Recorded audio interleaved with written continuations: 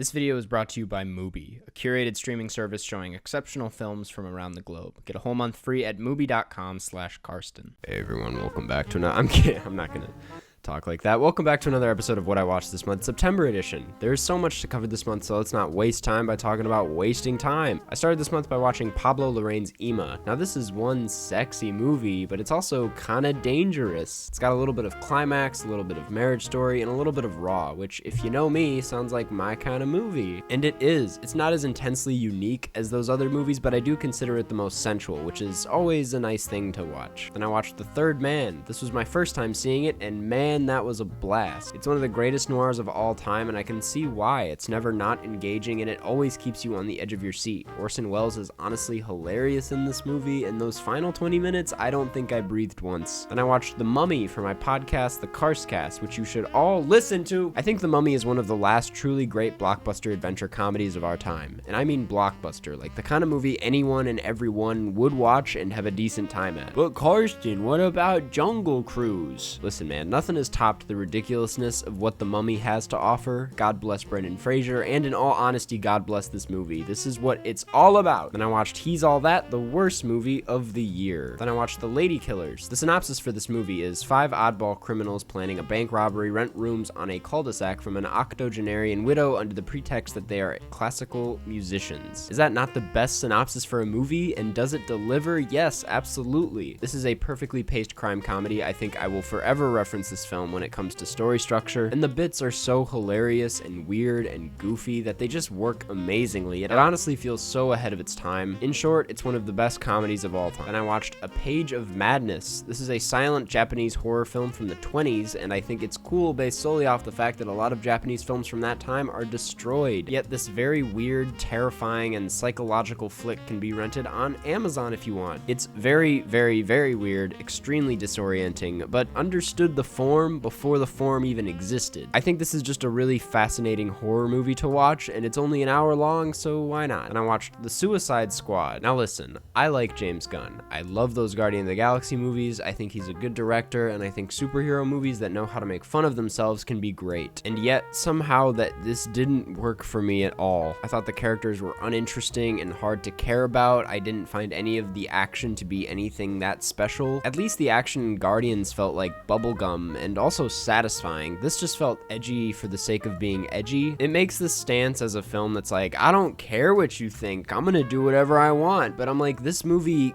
really cares what you think. It's so obvious. Oh, the superhero said the F word? No way! And speaking of story structure, the pace of this could not have been more all over the place. The Harley Quinn section in the middle feels like it's from a different movie. I get that they're villains and they're not supposed to be likable, but they're not even interesting in my opinion, which makes for every other part of this movie to kind of fall on its face. I wanted to like this, I really did, but I just don't think it was for me. Then I watched Tangled. I got nothing but love for the Tangled fandom. Solid Disney film. Don't think I'll be watching this one again. Then I watched Josie and the Pussycats in a packed theater full of fans of the movie. Do you understand how great of an experience that is? I cried multiple times, not out of sadness, but out of joy. It was such a great time. I love this movie. I love this humor. I love this style of filmmaking. I love brands. Then I watched The Card Counter. So you guys know I'm an obnoxiously huge fan of Paul Schrader's last film, First Reformed, and I'm honestly just a big fan of Paul Schrader's work in general. And this is an extremely Paul Schrader movie. It's pretty much a companion piece to First Reformed, but in my opinion, it's not nearly as good as almost anything he's made. And is it that Paul got a little too self-indulgent? Is it that this story feels all over the place? Honestly, no. It kind of just boils down to the acting, which isn't to say they give bad performances, but it's just that Oscar Isaac and Tiffany Haddish have zero chemistry in this movie, and neither does that guy from the movie I'm forgetting about. It's a very awkward thing to watch in a way that prevents me from ever getting invested. It just like, you can feel how uncomfortable it was to be on this set. I can appreciate Schrader leaning into the transcendental style he hinted at in First Reformed, but it only worked so well with me there because it earned those moments by building tension. Here, Paul has no sense of pace and throws in these trippy sequences whenever he feels like it, and they look great, don't get me wrong, the whole movie looks phenomenal, but it just feels so messy, and I felt kind of numb watching it all. I do think Oscar Isaac gave a really powerful performance, and again, I think Schrader's filmmaker's visual style is sterile in the most beautiful way. I also think this is a brutally honest and uncomfortable look into the psyche of a war criminal, but all the spirituality that he seemed to have in First Reformed is completely gone here, and I'm just so disappointed. Then I watched The Thing at a midnight screening. This is simply one of the best horror movies of all time. The slow build into just complete insanity is perfect. The idea that it kind of strips away all sense of hope right in front of your eyes is so clever. It's one of the only horror movies out there where you're like, damn, they're not gonna get out of this one, are they? And the way the movie's able to commentate on what a person would do in that situation is kind of grim, but also kind of perfect. I love this movie a lot. And I watched King of New York. Speaking of dark, man, is this one of the slimiest and maybe coolest movies out there. I'm not from New York City, so I can't really speak on the accuracy of its portrayal of the city, but man, does it paint it out to be a very cold and sad and gross place. I hate saying this, but this is one of those movies where I didn't get a lot of what it wanted me to get, but I did feel very exhausted and hopeless by the end of this movie, so maybe that's the point. All I know for certain is that Christopher Walken delivers my favorite performance of his in this movie. Now that guy knows how to act. Then I watched The Young Girls of Rochefort, finally getting back on that Jacques Demy marathon I was doing, and oh boy did I miss his movies. It's funny, this is maybe the most Jacques Demy movie he's made, that I've seen at least. It's full of colors, full of really fun set design and costumes. It's a film that takes full advantage of the choreography of the dancers, a film that is both so cheerful and romantic yet so tragic and frustrating. It's a Jacques Demy movie, what do you want me to say? Like all his movies, it just fully understands how exciting and complicated love is, and it has so much fun doing that your brain is just kind of absorbing the fun of it all the entire time. I also watched the documentary about this movie after watching the movie, and that's a good watch too. Then I watched Lingua Franca. I've known of Isabelle Sandoval for a while. I even got to interview her at the Champs-Élysées Film Festival and ended up losing the file. If anyone that works at that festival is watching this, I'm so fucking sorry. But anyway, she's an extremely talented filmmaker that knows exactly how to depict horniness. This has some of the most fragile and well-directed sex scenes I have ever seen in a movie. The film is extremely intimate, which can be uncomfortable at times, but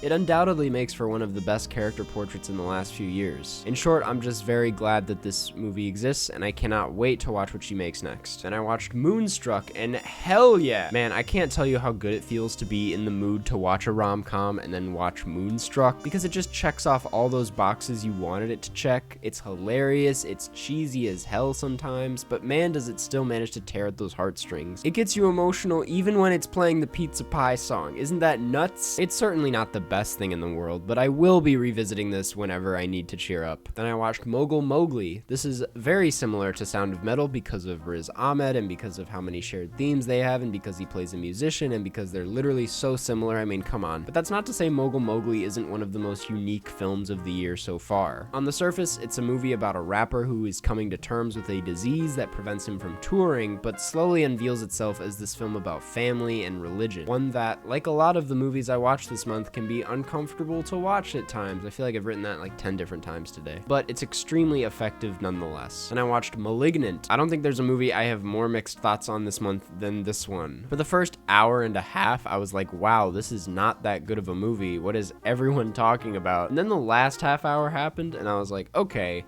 that was pretty awesome horror movie, glad it exists. And people say that about modern horror movies all the time, where they're like, the last half hour is crazy, and I always end up a little disappointed, but Malignant absolutely delivers in just how shocking and fun it is. I think James Wan is a very good filmmaker who deserves a little bit more respect, and yes, I think I will be rewatching this, and yes, I stand by the fact that a lot of that first half is incredibly stupid and not in a cool way, but it's still a good movie. Then I rewatched What We Do in the Shadows. I feel pretty comfortable saying this is my favorite Taika Waititi film. It's easily the funniest. I mean, all those werewolf bits are just amazing, and I feel like it manages to play around with the mockumentary style despite the mockumentary genre being a very tough thing to find creative wiggle room in. Then I rewatched After Hours. Yes, I do think this is one of my favorite Scorsese movies. I don't think it's one of his best. He has a few others that are, I guess, better movies, whatever that means, but this is the one I have the most fun watching. He just proves here that he is a much funnier director than a lot of people give him credit for. The surrealism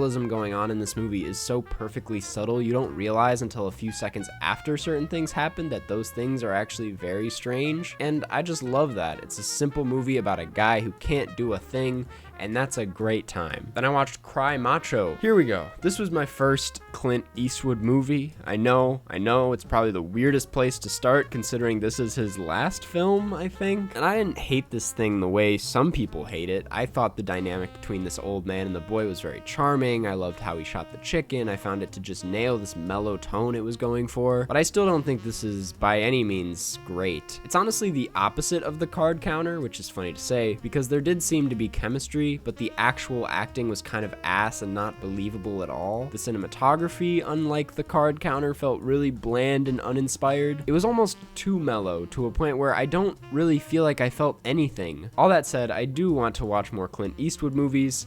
And that's all I have to say. Then I finished the month by rewatching Over the Garden Wall. Baby, it's officially autumn, and I kind of want to make a video about this show.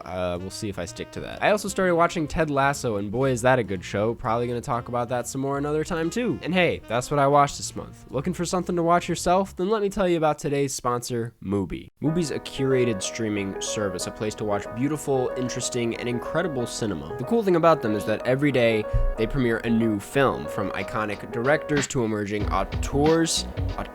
I don't know how to do that word. On Mubi, each film they have on there is handpicked. It's like your own personal film festival streaming anytime, anywhere. If you're like me, you probably have this issue of not knowing what to watch on a given night, but Mubi makes it easy. You can log on there and be like, hey, I might check out this movie that they just dropped today. And knowing it was handpicked and not some like algorithmic choice makes the whole thing feel a lot more personal and trustworthy. If you want to flaunt your taste and maybe talk about movies that not everybody else is talking about, Mubi's also a great place to discover some of those underground gems. You can try Mubi free for 30 days at mubi.com/Karsten. That's mubi.com/Karsten for a whole month free of amazing cinema.